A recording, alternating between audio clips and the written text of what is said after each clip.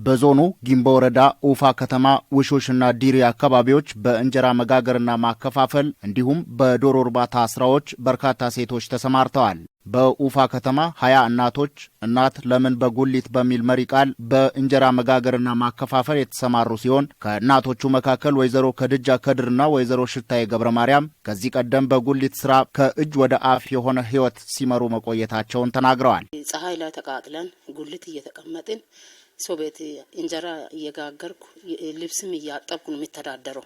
ልብስ እያጠብኩ ምን እየዙሬ ምን እያልኩ ከዛ በተረፈው ባቄላ ምናምን ከገበያ ጉሊት አመጥቼ ከሰው ተበድሬ እያገለባበጥኩ ጉሊት ላይ ቁጭ ብዬ እየሰራሁኝ ደግሞ ከዛ ተነስተም ምን እዛ ግለሰቦች ጋር እንጀራ ጉዙሬ እየጋገርኩ መተን እዚህ ለ20 ሴት ሆነን ተደራጅተን እዚህ ገብተናል። የወረዳው አስተዳደርም መነሻ ካፒታልና የሥራ ቦታ በማመቻቸቱ የተሻለ እንቅስቃሴ እየተደረገ መሆኑን አስረድተዋል። ስራ አለ ብለን ራሱ እየመጣን እንዲ ልባችን ራሱ እንትን ይለናል።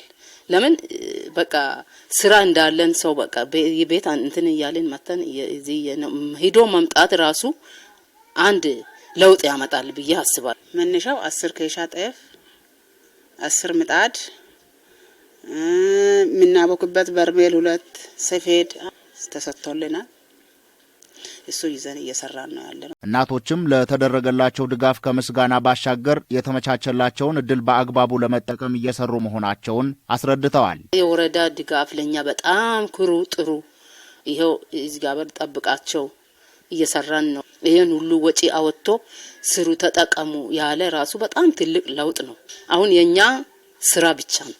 ስራ ሰርተን መለወጥ ሐሳብ እርስ በራሳችን መጠያየቅ እንጂ ሌላ የጎደለ ነገር የለም ብለን ትኩረት ስራ ላይ ነው አሁን ትኩረታችን ያለው።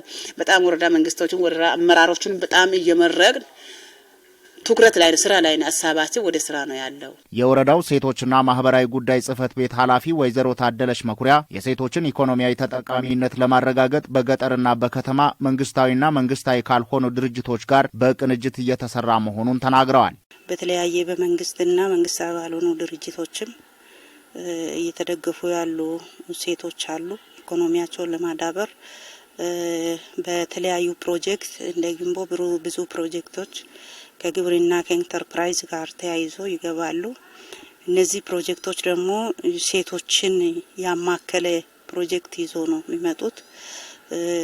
80 ሴት 20 ወንድ 60 ሴት 40 ወንድ 100% ሴትም ፕሮጀክቱ ያው ሴቶችን አማክሎ ስለሚመጣ በተለያዩ ፕሮጀክቶች በገጠር ቀበሌዎች ላይ ሴቶች በጣም ተጠቃሚ ናቸው። በኡፋና በውሾሽ ከተሞች ለተደራጁ ሴቶች ከ2 ሚሊዮን ብር በላይ በጀት በማመቻቸት የኤሌክትሪክ ምጣድና የተለያዩ ግብአቶች መሰጠታቸውን ወይዘሮ ታደለች ገልጸዋል።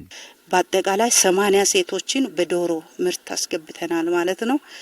40 ሴቶችን ደግሞ በእናት ለምን በጉልት የሚል መሪ ቃል የወረዳ መንግስት ብዙ ብሮችን በሁለቱም ቀበሌዎች ላይ ውሾሽና ኡፋ ላይ ወደ 2 ሚሊዮን ብር ፕሮጀክታችንን ካቢኔ አባላት አጽድቆ ሰጥተውናል።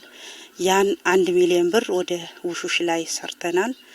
ሼድ በመስራት ኡፋ ላይ ሼድ ሰርተን ማብራት አስገብተን ውሃ አስገብተን የተለያዩ ማቴሪያሎችን 10 ኩንታል ጤፍ አስፈጭተን አስገብተን 10 ምጣድ አስገብተን 20 ሴቶችን አደራጅተን ወደ ምርት ያስገባንበት ወደ እንጀራ መጋገር የሚለብሱት አልባሳት ጭምር ነው አዘጋጅተን ያስገባ ነው።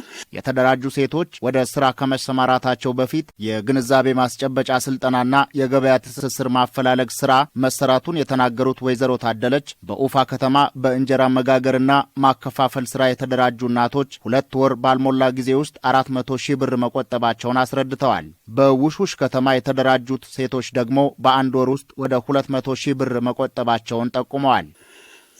አሁን ቁጠባቸው ኡፋ ወደ 400,000 ደርሷሉ። ያው 1 ወር ምናምን ጊዜ እድሜ ነው ያላቸው። በወሩ ነው ደግሞ ውሾሽ ላይ ያስጀመር ነው። 2 ወር አልሆነም። ሂሳባቸው ያው ወደ 200 ምናምን ሺህ ላይ ደርሷሉ። አንደኛ እየበሉ እንዲሰሩ ነው። ከዛ ቀሪ ደግሞ የቆጠቡት ይሄ ጥሩ ነው ብለን እንገመግማለን።